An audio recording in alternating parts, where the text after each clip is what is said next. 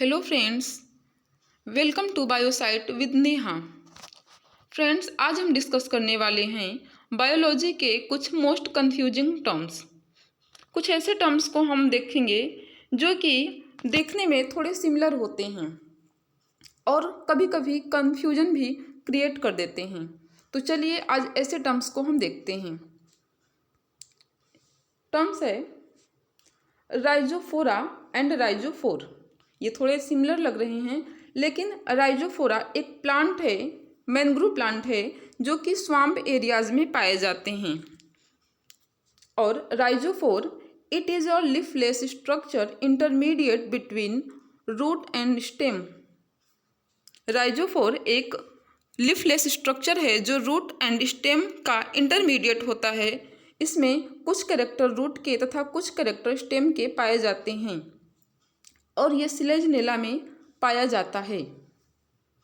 Next term है pneumatophore and nematocyst. तो nematophore gas filled float of some colonial coelenterates. Example है इसका Physalia. Pneumatophore coelenterates में पाए जाने वाला एक गैस फील्ड स्ट्रक्चर होता है जो इसको स्विम करने में हेल्प करता है, और ये एग्जाम्पल के तौर पे फाइसेलिया में पाया जाता है। और निमेटोफोर बॉटनी में देखें तो ये एक specialized for gaseous exchange occur in mangrove and other swamp plants. Nematophore animals में सिलेंट्रेटा में पाया जाता है और प्लांट में देखा जाए तो ये मैनग्रोव प्लांट में पाए जाते हैं और ये गैसियस एक्सचेंज के लिए होते हैं। ये गैसियस एक्सचेंज में रोल प्ले करते हैं। इन्हें भी निमेटोफोर ही कहा जाता है। नेक्स्ट टर्म है निमेटोसिस्ट। निमेटोसिस्ट ये निडेरियंस में प्रेजेंट होते हैं। It is stinging capsule of cnidoblast which are used for stinging, prey capture and defence. ये सिलेंट्रेट्स में पाए जाते हैं और ये स्टिंगिंग में रोल प्ले करते हैं, डिफेंस एंड प्रे कैप्चर में भी रोल प्ले करते हैं। हमारा नेक्स्ट टर्म है corpus callosum and corpus luteum. Corpus callosum ये right and left cerebral hemisphere connected with each other by C shaped structure.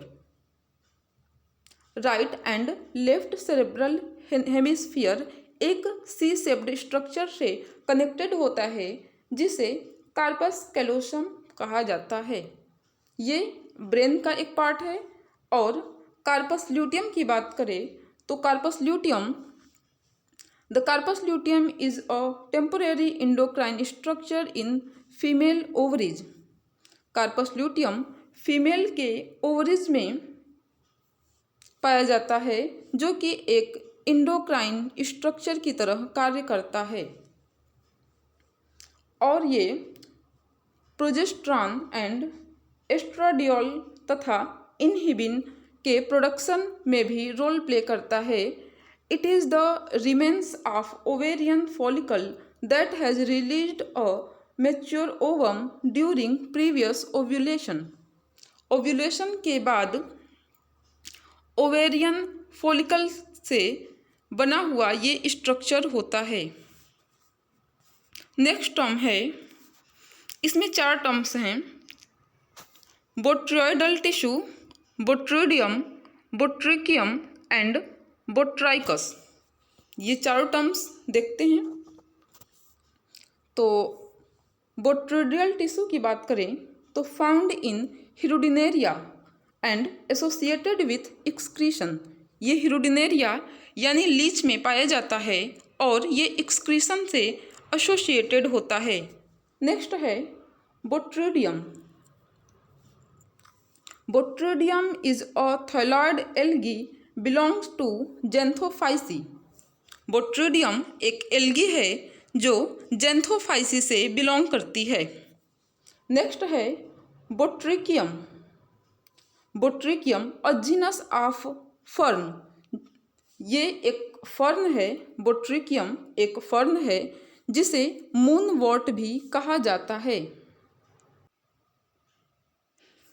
और इसमें एक टर्म है बोट्राइकस। बोट्राइकस एक फिश है। बोट्राइकस एक फिश है।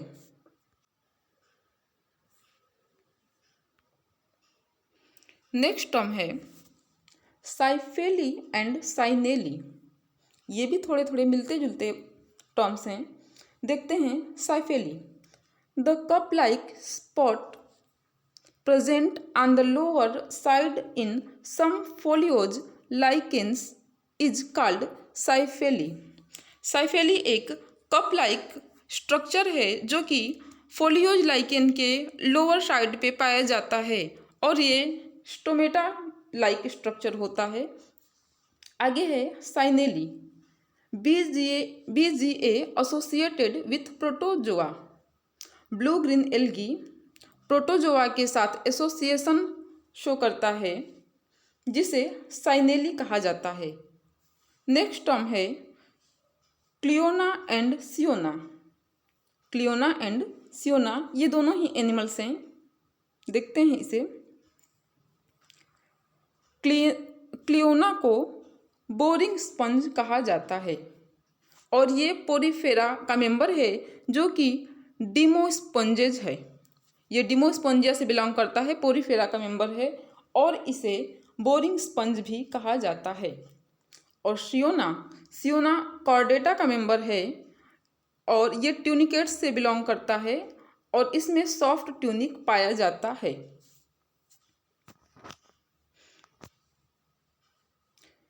नेक्स्ट है trichonympha and coleonympha.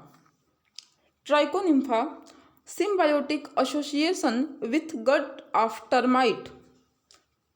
Trichonympha termites के गट में पाया जाता है और सिम्बायोटिक एसोसिएशन शो करता है और ये सेलुलोज के डाइजेशन में रोल प्ले करता है। नेक्स्ट है कोलियोनिम्फा। कोलियोनिम्फा ये काकरोच के गट में पाया जाता है और ये दोनों ही प्रोटोजोवंस हैं। नेक्स्ट टर्म है हाइड्रेंथ एंड हाइडेथोड्स। तो हाइड्रेंथ है अ पॉलिप स्पेशलाइज्ड फॉर फीडिंग।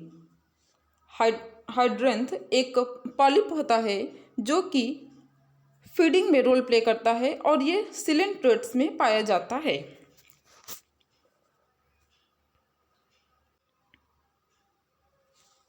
और hydathode is a plant organ responsible for guttation in vascular plant. ये गटेशन में रोल प्ले करता है। गटेशन क्या होता है? Release of droplets at leaf margin. Leaf के मार्जिन से ड्रॉपलेट्स का रिलीज होना गटेशन कहलाता है।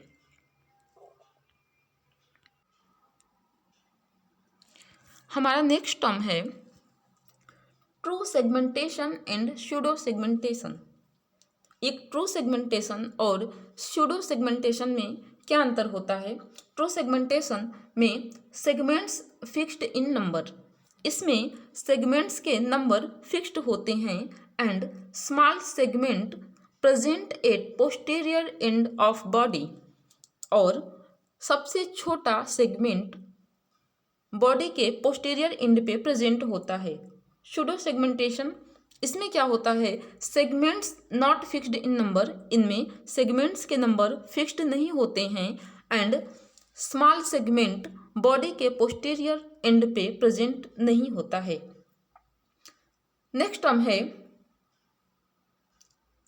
Rennin and rennin. तो एक है ये रेनिन और रेनिन। रेनिन क्या होता है? Protein digesting enzyme that curdles milk by transferring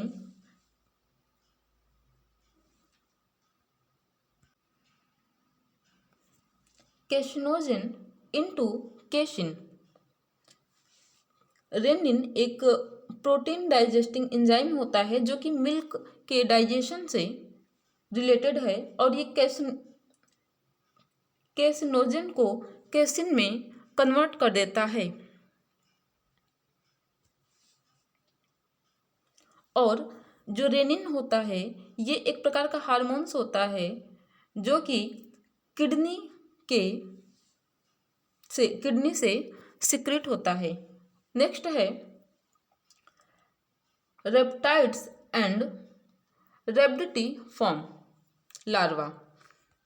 तो रेप्टाइड्स क्या होते हैं?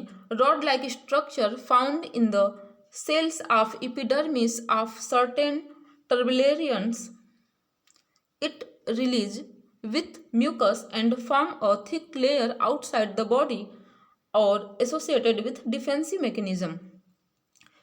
रेप्टाइड्स क्या होते हैं? ये रॉड लाइक स्ट्रक्चर होते हैं जो कि कुछ टर्बेलियंस के एपिडर्मिस के सेल्स में पाए जाते हैं और ये म्यूकस के साथ रिलीज होते हैं और बॉडी के बाहर की तरफ एक थिक लेयर बना देते हैं और ये डिफेंसिव मैकेनिज्म से एसोसिएटेड होते हैं। नेक्स्ट है रेप्टिफॉर्म लार्वा। रेप्टिफॉर्म लार्वा क्या है? ये एस्केरिस का लार्वा होता है, इसे ही रेप्टिफॉर्म लार्वा कहा जाता है। नेक्स्ट टर्म है हमारा इलियम एंड इलियम। ये दोनों इलियम है। इस इलियम का मतलब होता है last part of small intestine. Small intestine के लास्ट पार्ट को इलियम कहा जाता है और ये ilium makes up the upper portion of hip bone and pelvis. ये एक प्रकार का बोन है और ये डाइजेस्टिव ट्रैक्ट का एक पार्ट है। ये इलियम ये हिप बोन का अपर पोर्शन बनाता है। नेक्स्ट है मोनोसिस्टिस एंड माइक्रोसिस्टिस। ये थोड़े सिमिलर टाइप के टर्म्स हैं। मोनोसिस्टिस ये एक प्रकार का प्रोटोजोआ है जो कि स्पोरोजोआ से बिलोंग करता है और माइक्रोसिस्टिस ये फ्रेश वाटर साइनोबैक्टीरिया है। और इसी से थोड़े मिलते जुलते टर्म्स हैं।